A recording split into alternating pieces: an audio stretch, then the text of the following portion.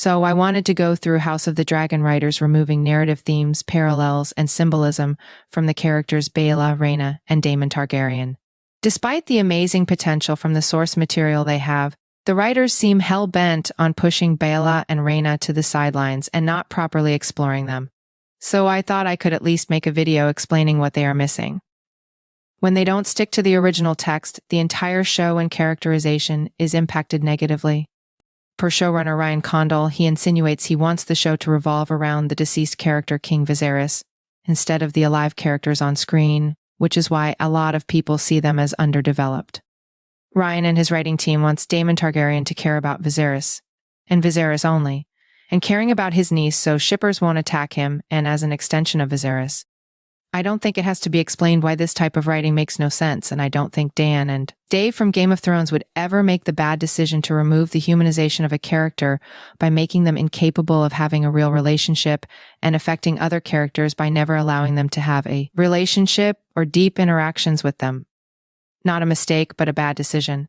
Baela and Rhaena having a bad relationship with their father is not an issue, especially because of Daemon's obvious bad behavior. It's totally possible that years of his mistreatment of people would lead them to look down on him, but however, Baela and Rhaena having a bad relationship with their father and this never being explored or addressed past Rhaena, saying she's ignored 6 years ago is totally unacceptable. So why do I start by bringing Daemon up? Because Ned Stark, the father of Arya and Sansa, has a quote that directly links the parallel between Game of Thrones' Stark sisters with fire and Blood's Targaryen sisters. You may be as different as the sun and the moon, but the same blood flows through both your hearts. You need her as she needs you, and I need both of you, God's help me. George R. R. Martin writes Fire and Blood as a historical text. We hear about Baela and Rhaena through a vague historical lens and questionable sources, whereas with Arya and Sansa, we get in their head and we know what's going on. Luckily for Baela and Rhaena fans, the way these sets of sisters are written gives us a great insight to the life of the girls we otherwise wouldn't have. Vice versa, the lives of Baela and Rhaena also can be used to infer about the future of Arya and Sansa, since the sisters haven't had their future revealed with George's next book yet. Their father Daemon himself is not the parallel or counterpart to Ned Stark, but Jaime Lannister, so most of these parallels have little to do with the relationship they have with their father. While Sansa and Rhaena are closer to their mothers, Baela and Arya are closer to their fathers, and their behavior is supposed to be a reflection of that. George does a great job writing the parallels, mostly in terms of imagery. He mostly uses the same language to describe them. Baela and Arya are described as wild and willful multiple times. Sansa is your sister. You may be as different as the sun and the moon, but the same blood flows through both your hearts. Arya learns to fight in the Bravo Sea water dancer style with Needle. Baela's dragon, the slender, pale green Moondancer, would soon be large enough to bear the girl upon her back. A pale pink hatchling with black horns and crest, Rhaena named her Dragon Morning. The big imagery between the girls here is the sun and moon. The point of the sisters is to be different from each other. For Arya, dancing is the term used to describe her fighting, and we know the war Baela lives through is the dance of the dragons. Of course, then, Baela's dragon is named Moondancer. The moon for these girls symbolize a different kind of femininity. These two characters defy the norm of Westeros, and they don't act like the average highborn ladies. Most of their behavior is considered unacceptable for their gender. House of the Dragon has mostly watered down most of Baela's tomboyish ways. She's less brash, her hair is not cut super short like book Baela, and show Baela is generally more ladylike than her book counterpart. Season 2 so far seems to have been trying to correct this by swapping out Baela's Season 1 dresses with more practical dragon riding costumes and giving her a crossbow. Luckily, House of the Dragon did not make the same mistake Game of Thrones did by confusing different girl behavior with demeaning femininity. Book Arya has never and would never look down on other women, but she defends them. Show Arya demeans them with lines such as, "Most girls are idiots," so I was happy to see Baela does not look down on her sister Rhaena. I was concerned that they would also give Baela and Rhaena the bad relationship Sansa and Arya have, but in Episode 3, The Burning Mill, Rhaena briefly expresses that she's unhappy but hugs her sister before she leaves. It seems to be that mostly of Baela's canon characteristics have been taken and given to Rhaenyra.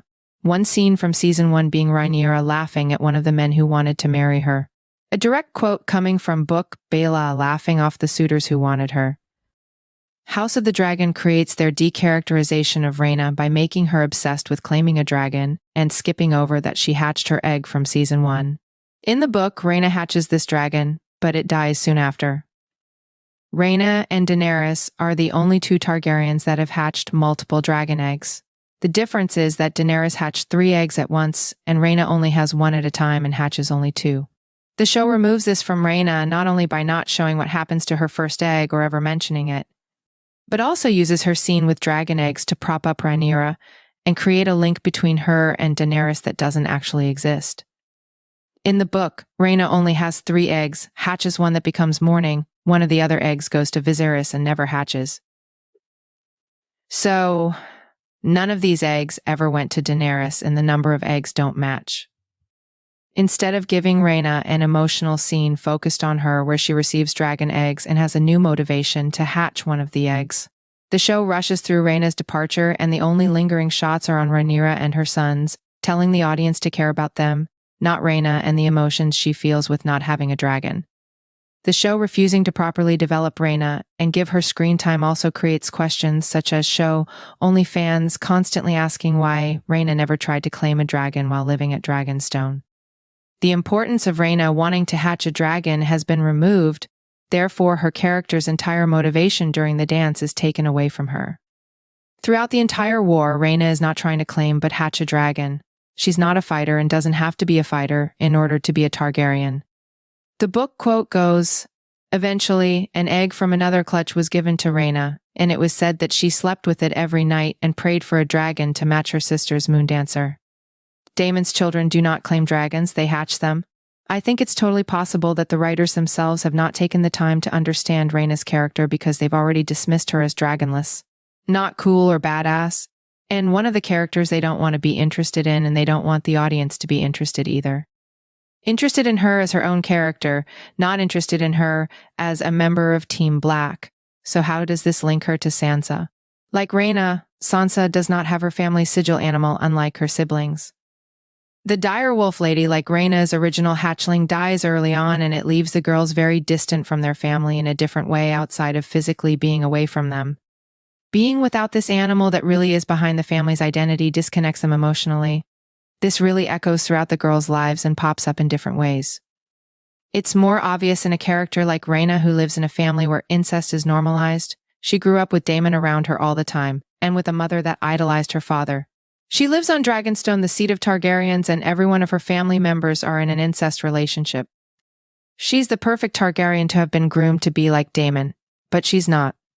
Unlike her father, who loves to be involved romantically with those that share his blood and features, Rhaena falls in love with a man who does not have her features, and he's nothing like her father.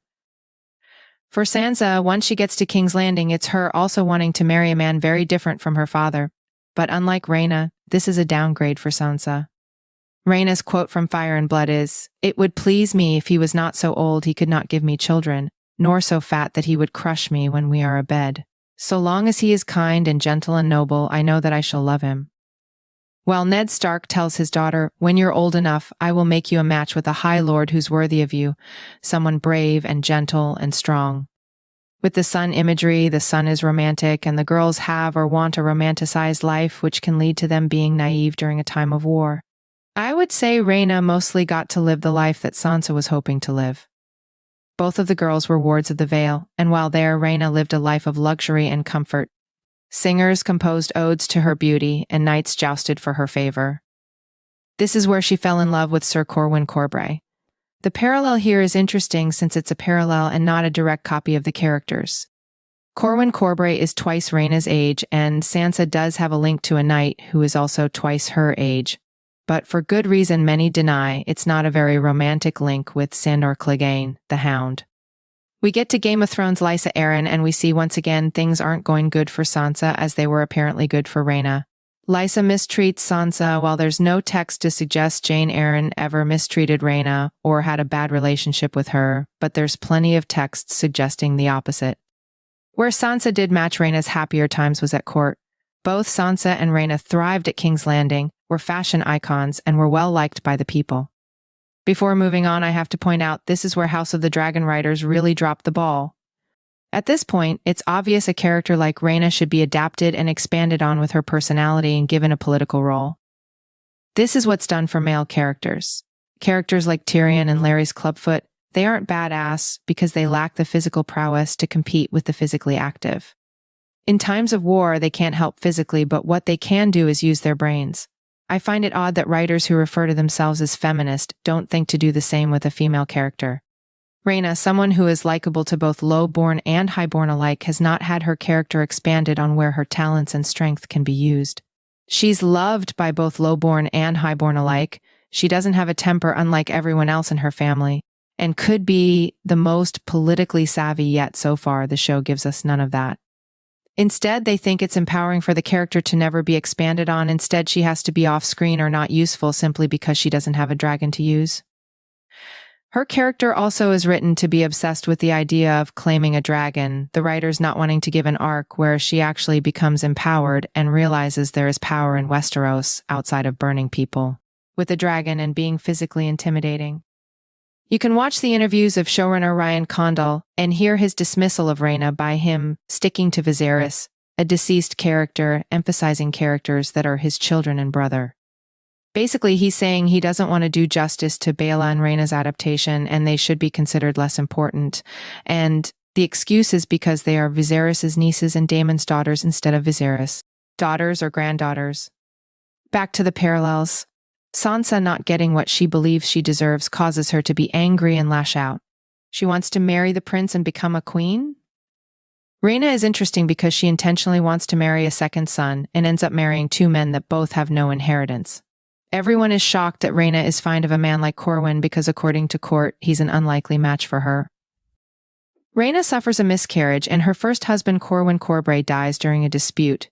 And it's interesting to add that in her second marriage, Rhaena marries a Hightower. Obviously, both book readers and show watchers know that this is the family Daemon hates the most and was essentially the other faction of the Dance of Dragons that caused Rhaena to lose a lot of her family. Garmund Hightower is actually the same age as her. What's interesting is that while he's a Hightower, Garmund never got involved in the war and he was the ward of Lady Tyrell. He never actually fought any of her family members. I link this to Sansa marrying Tyrion and why the writers chose to make that choice. The Lannisters are the rival family of the Starks and you would want to hate Tyrion, but he's much different than his family members. It's possible it could be linked also to why Sansa was written to be married to Ramsay.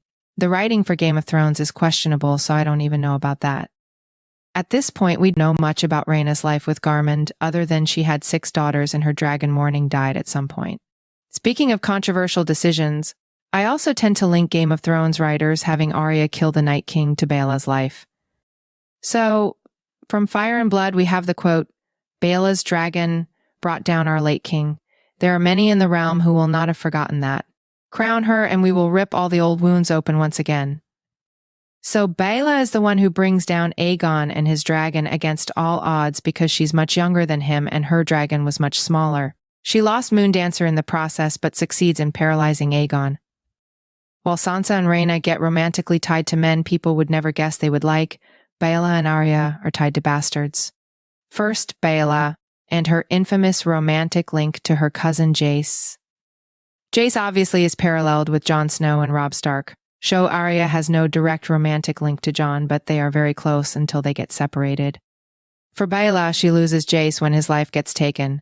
So now the girls move on to legitimized bastards. For show Arya, this is her first real romantic connection, and Gendry is legitimized as a Baratheon by Daenerys in Season 8, because the house has no heirs to pass Storm's End on to. For Baela, her Gendry is Alan. My suspicions for why the show has Arya deny Gendry's purposefully is that his parallel to Alan could really mean he would have ended up a bad husband. Alan of Hull, or Alan Velaryon, is married to Baela when she rushes from King's Landing in need of a husband. Her younger brother, who was now the king, needed her to be married and their own suggestions for her husband weren't up to her standards. Alan doesn't treat Baela how you would expect a previous bastard to treat a legitimate highborn. Instead of being grateful for where he's come, he cheats on Baela, and his infidelity is widely known. Baela very clearly states in Fire and Blood that she doesn't want to marry an old man, which was her reasoning for marrying the teenage Alan to begin with. House of the Dragon continues their disregard of canon characterization by casting a man who is physically appearing much older than Baela. During the time skip, Baela is apparently the ward of Driftmark while Rhaena remains with their father on Dragonstone. We get no insight on how Daemon and Rhaena's relationship has evolved or changed. Baela in Season 1 is portrayed as her father's favorite child, and Daemon is seen teaching her High Valyrian. Season 2 retcons this apparent closeness of theirs by making Daemon have absolutely no scene speaking to his daughters. The writers take away from Rhaena's characterization once again while opening Season 2, this time taking away from their own characterization of her, by making Daemon also ignore Baela. The original point they attempted to make in Season 1 is that Rhaena feels ignored by Daemon because she doesn't have a dragon. Since they refuse to give the girls proper on-screen development, the only insight we have comes from the cast interviews. Matt Smith jokes that Daemon is a bad father, finally stopping the fans from the past 2 years ignoring Rhaena and saying that Daemon is not only a great father but also a girl dad. Baela's actress attempted to explain Season 1 by saying Baela is favored because she is older, insinuating both Daemon and Rhaenys are actually treating Rhaena differently, but it's not because she doesn't have a dragon. This hasn't been shown or explained on screen. Daemon laughs at Laena's funeral in front of his daughters and her mother, and the girls apparently are written to ignore it. The girls are added to a fight scene where they get hit by an older boy, and of course in the book Baela and Rhaena are not involved in this fight at all and nowhere near it. In the show, they are added to the fight, and the writers proceed to ignore them in the next scene where everyone is arguing and no one acknowledges the girls. Daemon, who according to the showrunner is a family man, shows no concern for his daughters and takes no issue with the boy that hit them. He only cares enough to get involved when, you guessed it, Viserys' blood is threatened. Once again, the girls are written to not care and not allowed to have a normal human reaction to this. We're made to believe they see their grandparents as family who will protect them, however, like most scenes with Baela and Rhaena, once you think about it for more than a minute, the logic starts to unravel. Baela and Rhaena were raised in Pentos, and this episode is the first interaction they have with their family. Another retcon from Season 2 so far. The girls have no issue with their father essentially abandoning them for someone else. Baela's actress Bethany Antonia tries to explain the retcon because I think she's aware how illogical this is, but it still makes no sense. She attempts to merge the book with the show, and it just doesn't work. She claims Laena was close to Rhaenyra, therefore Laena's daughters should have no issue with their father ignoring them at their mother's funeral and sleeping with a woman that's not their mother instead of comforting them, and then dragging them to be immediately married the next day. This actually contradicts the book because Fire and Blood itself says Daemon actually got married the next year, and it was seen as weird and disrespectful to be remarried so soon. Matt Smith goes on in interviews to insinuate Daemon never loved Laena, and my response to this is that I5 makes my points for Baela and Rhaena. Why are these girls that adored their mother so much okay with her being mistreated? Not to mention their uncle was allegedly assassinated by this same couple. Episode 3, we finally get a semblance of Rhaena having a normal reaction to what's going on around her, but it's immediately taken away by the writers, and some fan reactions to this sounds like gaslighting. Rhaenyra wants Rhaena to bear the responsibility of her children during a war, and Rhaena is understandably not wanting to go yet. The writers are odd enough to make their reasoning be that she wants to stay and help Rhaenyra. Really, Rhaena's reason for wanting to stay should be because she doesn't want to be separated from her sister again and sent away from her home. Rhaena is correct in pointing out she's being sent away because she doesn't have a dragon, yet the writers continue to ruin the adaptation of Book Rhaena by not giving insight on Rhaena wanting to hatch a dragon, and not giving us any info on what Rhaena has been doing in the past 6 years. Director Geeta Patel says Rhaena is the good sister who does what she's told, excels in her studies, yet feels shafted that Baela gets to do whatever she wants and still gets everything, including having a dragon. Sounds like lazy writing to me. It seems as though they did not take the time to write a plot uniquely for Rhaena, but instead copied and pasted what they wrote for Aegon and Aemond. This doesn't work for Baela and Rhaena, because Rhaena is not in competition with her sister and they don't have a bad relationship. She's comparing herself to Baela constantly, not because she dislikes her sister, but because of how she perceives other people treating them differently. We also have another scene in the same episode where Corlys, her grandfather, makes jabs at her not knowing anything about dragons, and this is a part of his reasoning for why he doesn't want her to have an inheritance. With making Rhaena's relationship with her sister too identical to Aemond and his brother, Anything the writers want to add in the future is nonsensical because none of that has been established. Aemond has a dragon for 6 years now. Rhaena is still dragonless. Aegon is a bad person and antagonizes his younger sibling. Baela is not. It's possible the writers thought they were being clever her and trying to create a parallel, but Rhaena and Aemond are anti-parallels, and this is canon from the book. It seems to me like the writers are intentionally not allowing Baela and Rhaena to have any negative feelings towards Rhaenyra, so this negativity that Rhaena should have for Rhaenyra is being deflected onto Baela. Given the writing on the show and background for their characters, this is reducing their characterization and turning them into props. Now Rhaena has to only speak bad of any character that's not Rhaenyra, even after Rhaenyra interrupts her when she asks about her mother, and Rhaenyra makes it very obvious she has no concern for Rhaena's life or safety. Baela, who was previously close with her father, can speak badly about him, but not his wife when these two characters are apparently supposed to be seen as inseparable. Baela has no questions about her great-uncle Aemond getting his head removed, and she has no issue being secretly sent on a mission with her dragon that was apparently too dangerous for Jace to go. There's a pile-up of issues with the way Baela and Rhaena are written, and it all comes back to them being reduced and used as props. The show has now reduced the girls from their book counterparts. Baela no longer wrestles with boys, pranks people, and has her own hobbies and motivations. Rhaena no longer has her biggest motivation. Her insecurity of being without a dragon is longer about her and her father, but now all about Rhaenyra. The girls are not being allowed to have emotional conversations with the people they should have been talking to, like Daemon, Rhaenys, and Corlys. The girls are not allowed to have any time on screen if they are not in service to Rhaenyra. This leads me to allegedly Rhaena's character claiming a dragon in a future episode.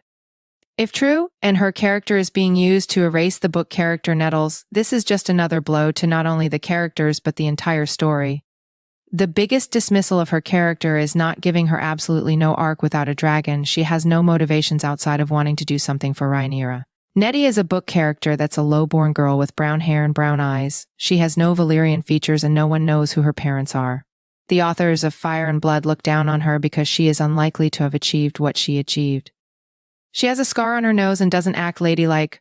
She's the complete opposite of Rhaena in looks, personality, and narrative themes. Nettles or Nettie claims the wild dragon Sheepstealer by feeding him sheep. And despite her being on Team Black, Rhaenyra gets jealous of her after hearing that her husband Daemon spent a lot of time with Nettie and shared a bed with her. She calls Nettie a filthy creature or witch and calls for her head to be taken.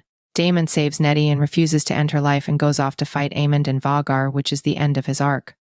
The entire end of Daemon's life is him, this otherwise selfish man looking out for a girl he really didn't have to care about. Rhaenyra calls for Nettie's head and Daemon saves in her life and disobeys his queen by sending Nettie away to safety. All this time Rhaena is in the Vale, so Rhaena's show counterpart is not only being written incorrectly and underwritten, this is really the last straw for ruining an adaptation. The showrunners, for whatever reason, do not want to adapt the source material they were given, but instead try twist it into something it's not, which just doesn't work. Instead of letting characters play the Game of Thrones and being ruthless, they want constant mistakes and almost no one having agency and blame for their decisions. In their next pursuit of making show Rhaenyra completely blameless for her decisions, at least according to leaks. The innocent character that Rhaenyra treats the worst is hidden by the writers, apparently not wanting to even show her. Not only is this a complete ruin of the story itself, it also ruins both Rhaena's character and the end of Daemon's life. Now, of course, even with Daemon being a horrible father, we obviously know he wouldn't hesitate to not let someone take his daughter's head, so that's shocking to no one. It's clear how much it doesn't make sense once you look beyond the Book of Fire and Blood, but also the wider universe, the themes and parallels for Sansa Rhaena, and why they are written differently from their sisters in addition to Daemon, Jaime, and Brienne with Nettie. There's a lot of misogyny used when describing her character from many sources, since the sources tend to slander her. One of them insinuating she was a prostitute, and that's the only way she would have survived on the streets in poverty. Just like Baela, Nettles is generally a very badass character, and she's very active during the war. She fights in the Battle of the Gullet with Jace and is very sensitive to the violence that ensues because she is a good person and doesn't revel in the power that having a dragon gives her. George describes her as a foul-mouthed, skinny girl. Unlike Brienne, who is known to be bigger than most men, Nettie is skinny and young-looking. She's referred to as a child. But she is a teenager, and I'm sure that's brought up to emphasize Rhaenyra's jealousy towards her, since Daemon is consistently written to like young girls, and Rhaenyra is described as overweight after having multiple children and never fights in battles and is never active during the war. It's pretty disappointing to see the lack of adaptation on screen when the books are so clear in spelling out these characters. And I think the parallels put into great perspective how the characters should be versus how they're portrayed on screen. Daemon goes through his entire life being selfish and basically of holding a belief of supremacy for his group and his group only. It's very intentional in the book that Daemon only procreate with the women who have the same features as him. Mysaria in the show has dark hair, but in the book she has white hair. She's not Velaryon, but she looks Velaryon, so Daemon is attracted to her enough to have a long relationship with her. He doesn't like his first wife, Rhea Royce, who was not Velaryon, but Andal. She's playing featured and has brown hair. Daemon's next two wives are Velaryon, and of course all four of his children have Velaryon features. People who obsess over skin color think that this has changed in the show because the actress portraying Rhaena Velaryon is not white.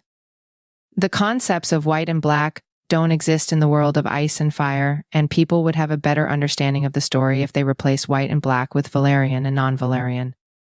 So, because Daenerys did not have purple eyes, the House of the Dragon characters also do not have purple eyes, so when we talk about Velaryon features, in this case, I'm basing it off of silver hair parentage, so it's much easier. So all of Daemon's children have Velaryon features, and this is on purpose. Daemon meets the girl Nettles, and this is how his story changes for the better. No one knows who Nettles' parents are, and she has no Velaryon features unlike the other dragon seeds. The term dragon seeds is insinuating that she is a bastard of a Targaryen. She's included in the dragon seeds because she claims a dragon, but she is unique from the other bastards. The other bastards claim they're dragons in a very normal way. The show seems to think they can get around her uniqueness by giving other dragon seeds her characteristics, but she is still the only unique dragon seed. In the book, Adam and Alan are Velaryon bastards who has silver hair. The show changes Adam to be dark-haired and Aelin to be bald, obviously hiding his hair. I haven't watched far enough to see if Adam is actually dyeing his hair like other dragon seeds have done, but it doesn't matter to me. The point is, we know their bloodline and it's Velaryon. The point of me bringing up race is that at some point in the story, Rhaenyra is racist to Nettie. Also classist, but that's more obvious to point out than the racism against her. I have to point this out and separate the Velaryons from non-Velaryon for people who don't understand that in universe. Even if Rhaena has a similar skin color as Nettie, they are not the same, and any writers that would write them the same is not doing their job correctly.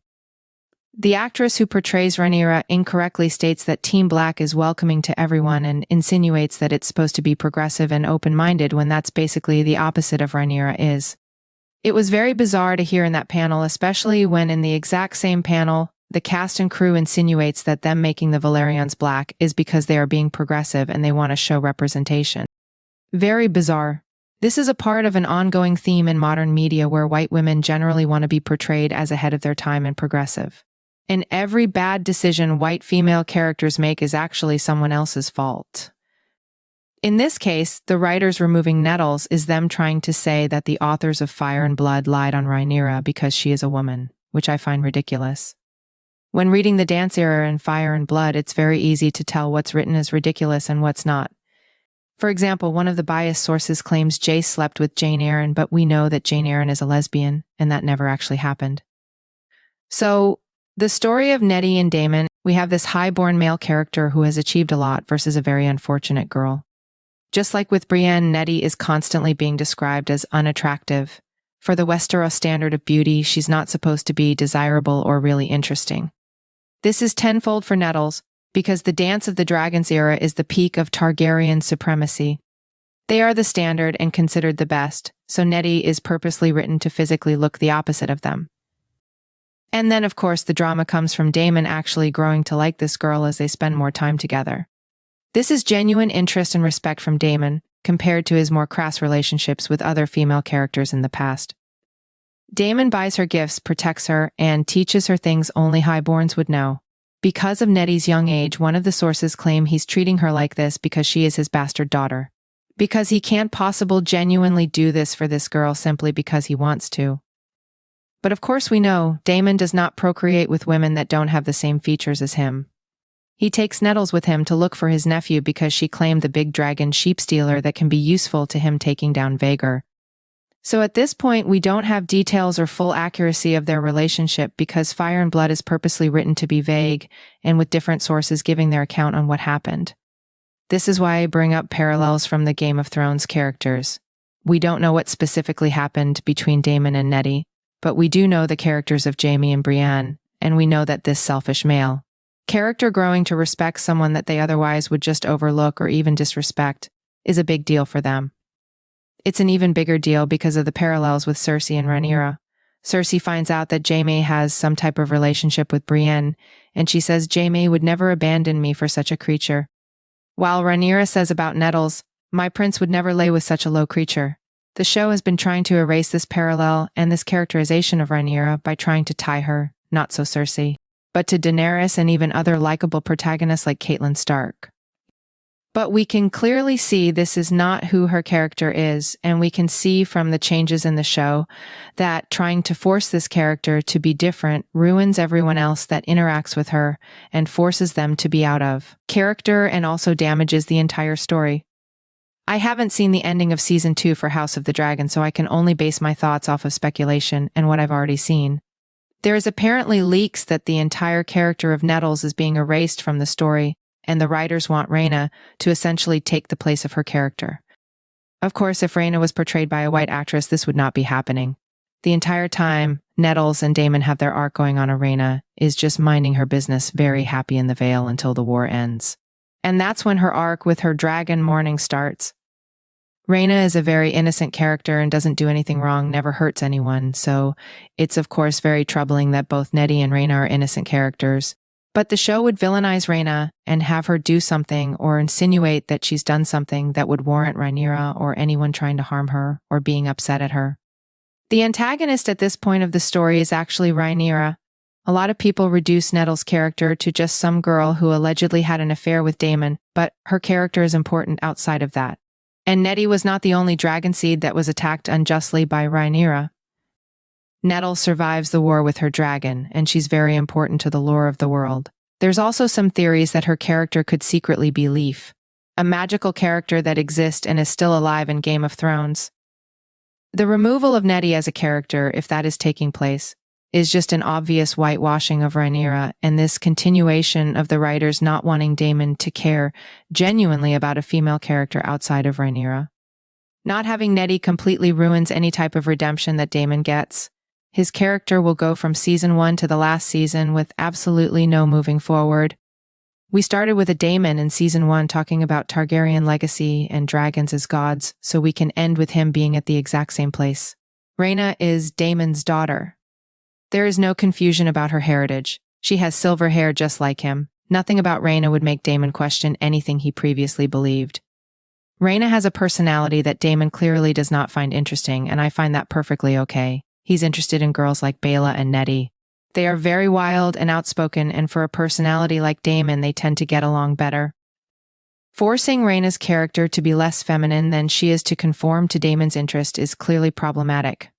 Also, forcing Daemon to be out of character and have him pretend that he's so invested in someone that he clearly is not invested in does not mean progression for his character, and there's no genuine interactions there. This also totally contradicts the one setup that we have for Rhaena. Her character is the only Targaryen without a dragon, and a character like this is going to have an arc that's not connected to everyone else, because everyone else is deeply embedded in the war and having dragons. Characters like Rhaena should have a value added to them outside of what everyone else is doing. Having Rhaena claim a dragon and this father of hers suddenly finding interest in her. They want us to see this as a Daemon just so happens to become a better father because he wants to change his ways. But clearly it's poorly thought out because it seems like they're saying she has no value when she doesn't have a dragon, and she said only has value when she does have a dragon. Even if she only temporarily has a dragon and then loses one, that changes nothing.